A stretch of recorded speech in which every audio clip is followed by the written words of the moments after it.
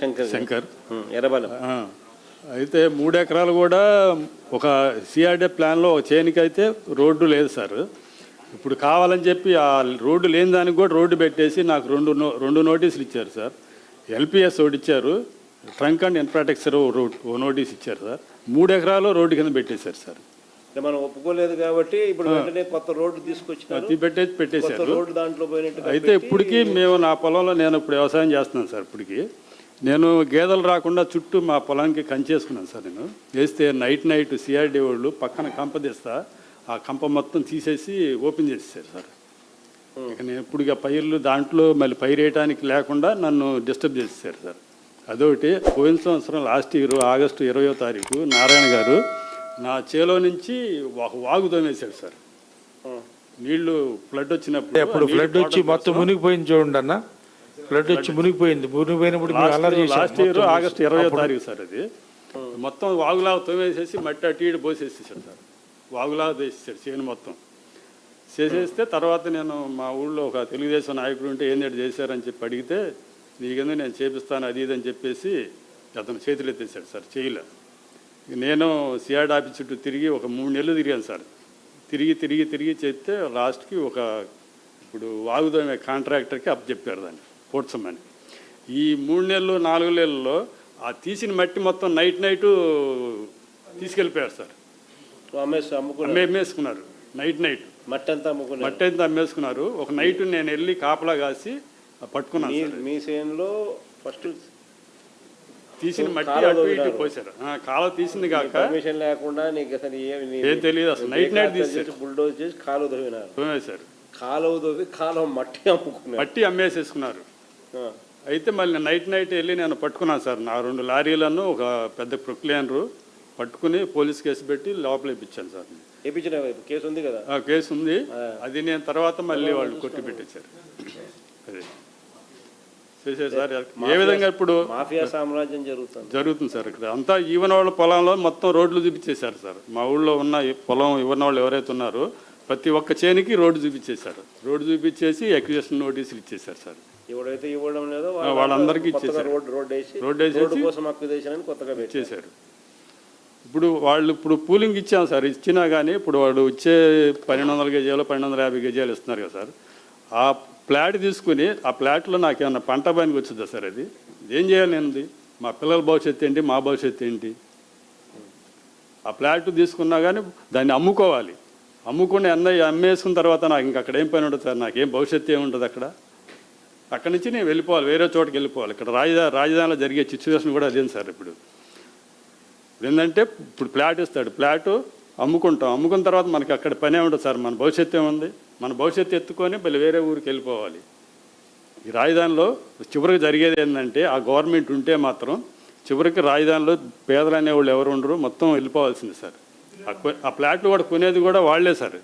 ఇక్కడ ప్రజాస్వామ్యంతో అందరూ భాగస్వామ్య రాజధాని అనేది కూడా మనకి అనౌన్స్మెంట్ ఫస్ట్ నుంచి అనౌన్స్మెంట్ చేస్తున్నారు సార్. ఇప్పుడు అంతర్జాతీయ కాలేజీలు, నేషనల్ కాలేజీలు 4 ఉన్నాయి మన రాజధానిలో. మన పిల్లలకి ఇక్కడ ఎవరికైనా సరే ఒక్క పిల్లాడికి కూడా ఫీజు లేకుండా ఆ లైన్లో ఉంచుకొని 5 లక్షలు 6 లక్షలు కట్టే తీసుకోవటం. ఇంకా భాగస్వామ్యం ఎక్కడ ఉంది సార్? మన భూముల్లో వాళ్ళ కాలేజీలు కట్టుకొని వాళ్ళు వచ్చి వాళ్ళు వ్యాపారం చేసుకుని ఉంటే వాళ్ళు మనం కూడా పిల్లల్ని కూడా ఎగబడే తీసుకుంటున్నాం. భాగస్వామ్యం అనేది లేదు సార్.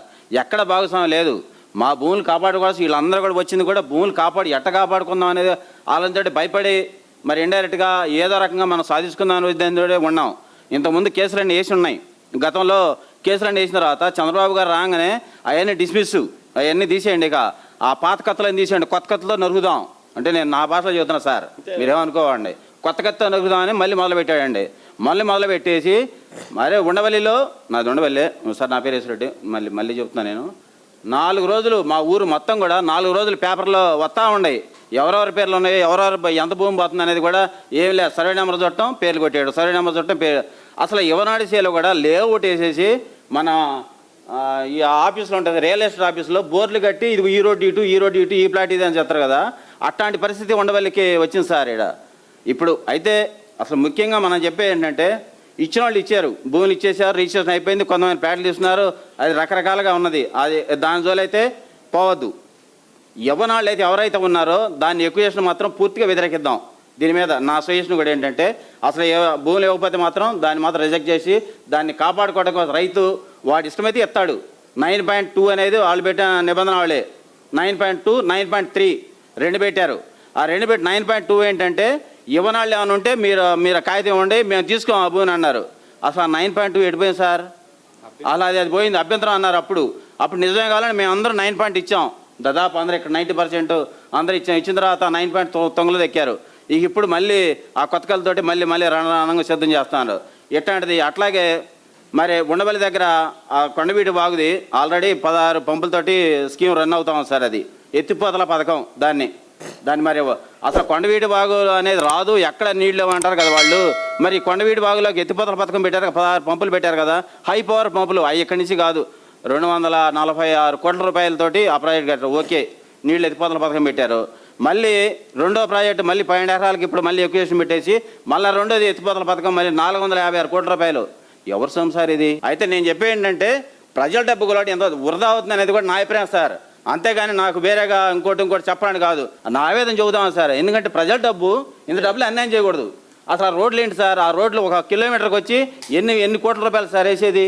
అరే మామూలు నేషనల్ డే వాళ్ళు ఏమన్నా వాళ్ళు ఇస్తున్నారు 24 కోట్ల రూపాయలని. మనాడు కిలోమీటర్కి ఎంత అండి? 120 కోట్ల రూపాయలు. ఈ సొమ్ము జగన్ రెడ్డి మోహన్ రెడ్డి గారు మళ్ళీ ప్రభుత్వం వచ్చినాక ఈ చేసిన పని 25% చేసినా 20% చేసినా కూడా వాళ్ళ డబ్బులు వాళ్ళకి వచ్చేస్తాయి. వాళ్ళకేం ఇబ్బంది లేదు, ఏ కాంట్రాక్ట్ అయినా సరే ఏం ఇబ్బంది లేదు. నేను ఆవేదన చూస్తున్నాను సార్. ఎందుకంటే నిరంతరం నేను ఆ రాజధానిలో తిరుగుతూ ఉంటాను. తిరుగుతున్నప్పుడు నాకు అది ఎంత కనపడతా ఉంటాయి. ఆ డబ్బులన్నీ కూడా వాళ్ళకి మాత్రం ఎలాంటి ఇబ్బంది లేకుండా వాళ్ళందరూ సేఫ్ సైడ్లు కానీ కాంట్రాక్టర్లు కానీ అందరూ తీసుకుంటారు సార్.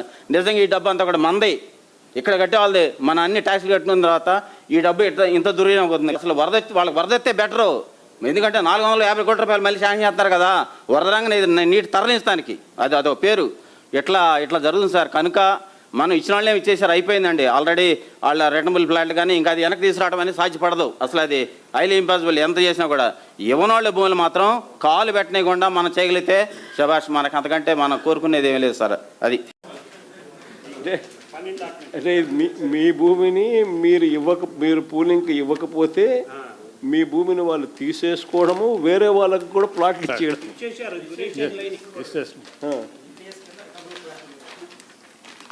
వేరే వాళ్ళకి ప్లాట్లు కూడా ఇచ్చేసినారు, రిజిస్ట్రేషన్ కూడా చేసేసినారు.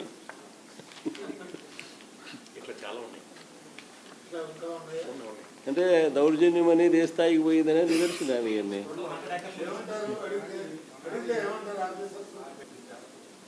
నేను సమాచార చట్టం కింద పెట్టి 1-4 సార్లు తిరిగి ఇచ్చారు. ఈ ఒరిజినల్ కూడా ఉండేది నా దగ్గర. ఎన్ని కూడా పెట్టి కోర్టు కదా అన్న, తీసుకోండి. ఎన్ని కూడా ఒకసారి తీసుకొని మా పొలం మాకు ఇచ్చేసి రోడ్లకు కావాల్సింది తీసుకోండి, కామాదారి మాకు పర్మిషన్ ఇది. అది అంతకన్నా ఏం లేదు. మన అన్నం కలిసి వస్తాను ఎన్ని తీసుకోండి, డీటెయిల్స్ అన్ని తీసుకోండి. వాళ్ళు ఒక్క కాగితం ఎందుకు తీసుకోలేదు ఎన్నాళ్ళ నుంచి? తీసుకోవాలి కదా అట్లాగా. నా పేరు శ్రీకాంత్ రెడ్డి, మాది పెనుమగ గ్రామం. ఫస్ట్ నుంచి వ్యవసాయం మీద ఆధారపడి దాన్నే నమ్ముకొని బతికిన కుటుంబం అన్న మాది. ఆ భూమి వాళ్ళు వద్దు లాగేసుకుంటామని చెప్పి మిమ్మల్ని ఎలాగైనా భయపెడతామని చెప్పి మళ్ళీ ప్రయోగించారన్న. మేము ఏమంటున్నామంటే వ్యవసాయం నమ్ముకునే చిన్న సన్నకారు రైతులు అదే నమ్ముకొని మేము జీవనం సాగిస్తున్నాం. ఆ పని తప్పితే మాకు ఇంకో వేరే పని తెలియదు. అదిగాక రాష్ట్రంలో ఎక్కడైనా కరువు వచ్చినా సరే మా మండలంలో కరువు రాలేదన్న. ఇప్పుడు రాష్ట్రంలో ఎక్కడైనా కరువు వచ్చినా మా మండలంలో కరువు రాలేదు. ఈ సారవంతమైన భూములు ఒక పంట పోయినా సరే మిగతా 2 పంటలు మేము సాగు చేసుకొని జీవనం గడుపుకునేవాళ్ళం. అలా మా ప్రాంతం ఎంతో మెరుగైన జీవితం గడిపేవన్న ఇప్పటి వరకు. మా భూమి మాకు హక్కు ఉండదానా? మాకు తరతరాల నుంచి వచ్చిన భూమి, వ్యవసాయం నిత్యం పండే భూమి మీద మాకు హక్కు ఉండదా? ఎవరైతే ల్యాండ్ పూలింగ్ స్కీమ్కి వ్యతిరేకంగా ఉన్నారో ఆ రైతులు పొలాల్లో గుండా రోడ్లు, బఫర్ జోన్ అని చెప్పి మా పొలం అంచుకాన 30 అడుగులు లోతు తీసేశారన్న మా చేను పక్కన. ఆ రిజర్వాయర్లోకి మొన్న గండి కొట్టి నీళ్లు పెట్టేసి అలా అయినా సరే వీళ్ళ పొలాలు ఇరిగి పడిపోతే ఆ రిజర్వాయర్లోకి అలా అయినా భయపడిపోయి వాళ్ళు ఇస్తారని చెప్పి మొన్న చేశారన్న 4 రోజుల క్రితం. కానీ మేము కోరేది ఒకటే, వాళ్ళు ఎంత భయపెడదలుచుకున్నా మేము వ్యవసాయం నమ్ముకున్నాం. ఎన్నో గాలివాలను చూసాం, వరదలను చూసాం, అన్నీ చూసాం. ప్రకృతినే ఎదిరించి వ్యవసాయం చేసేవాడు రైతన్న. వీళ్ళు చేసే భూదందాకి దానికి వ్యతిరేకంగా ఉన్నామన్నా. మేము వ్యవసాయం నమ్ముకొని ఉన్నాం. నేనైతే నా భూమి పూలింగ్కి ఇవ్వలేదన్నా. ఫస్ట్ ఏం చేశారంటే నా భూమికి వచ్చే వాటర్ లైన్ తీసేశారు, కరెంట్ తీసేశారు. మీ పేరేం పేరు? చంద్రశేఖర్ అన్న. ఏ ఊరు శేఖర్? పెనుమాకన్న చంద్రశేఖర్. పూలింగ్కి ఇవ్వలేదని చెప్పి మాకు వచ్చే కరెంటు, వాటర్ డ్రిప్ అన్నీ తీసేశారు. సరే పంట పోతే పోయింది, భూమి ఉంటుందిలే అని చెప్పి మేము అయినా కూడా ఇవ్వలేదు. తర్వాత మా దాని పక్కన వాగు నుంచి డైవర్షన్ రిజర్వాయర్ అని చెప్పి ఆ వాటర్ అంతా మా పొలం వైపు డైవర్ట్ చేశారు. దానివల్ల కోతకు గురై రోజు కొంత భూమి పోతుంది. ఇది మే నెల. రేపు వర్షాకాలం వస్తే అసలు భూమి అనేది గజం కూడా మిగలదు. పూర్తిగా దౌర్జన్యమే. దౌర్జన్యం. పూర్తిగా నీళ్ళన్నీ రేపు పొద్దున మీరు వచ్చినాక నా భూమిని తీసుకోమంటే నేను పడవేసుకెళ్ళాలి, రిజర్వాయర్ అని చూపించాలి. నాకు మీరు వచ్చినాక అది ఏదో చేపల చెరువు కింద ఒక 50 ఎకరాలు చెరువు. అది పెనమాకలో రిజర్వాయర్ కింద సార్. అది రిజర్వాయర్లో ఒక రిజర్వాయర్ కానుకున్న భూములు కూలింగ్కి ఇవ్వలేదని చెప్పి వీళ్ళ ప్రకారం ఒక రిజర్వాయర్ ఆడ కడుతున్నారు. ఆ రిజర్వాయర్లో ఈ భూమిని పెట్టే కార్యక్రమం చేస్తున్నారు. ఇప్పుడు కోతకు గురైందన్న. నాకు మీరు వచ్చినాక భూమి తీసుకోమని తీసుకోలేను. శేఖర్ భూమి ఎక్కిపోయేసరికి చుట్టూ భూమిని తవ్వేసి శేఖర్ భూమిలోకి నీళ్ళు రానిస్తున్నాడు. ఆ భూముల వల్ల నేచురల్ ఫ్లడ్ అయితే కానీ సాయిల్ పోతుంది. అది నేచురల్ ఫ్లడ్ అయితే నేను అడగనన్నా. గండి కొట్టి పెట్టింది ప్రైవేట్ భూముల నుంచి వీళ్ళు చేయడం వల్ల నా భూమి ఇరిగిపోయింది. అక్కడ అశోక్ రెడ్డి ఉండవల్లి. ఇప్పుడు ఏదైతే ల్యాండ్ ఎక్వైర్ చేసి నోటిఫికేషన్ ఇచ్చారో, నోటిఫికేషన్ ఇవ్వని భూములు కూడా ఈరోజు రిజిస్ట్రేషన్ లేదన్న. మంగళగిరి సబ్ రిజిస్టర్ దగ్గర రిజిస్ట్రేషన్ మొత్తం ఆపేశారు. ఏ రోజు పిల్లలకి ఏదన్నా వాళ్ళు ఇల్నెస్ ఉండి వాళ్ళకి వీలునామా రాసుకొని వాళ్ళ బాగా పంపిణీలు చేసుకుందాం అన్నా కూడా కనీసం విల్లు కూడా రాయడానికి రిజిస్ట్రేషన్ లేదన్న. Please like, share and subscribe.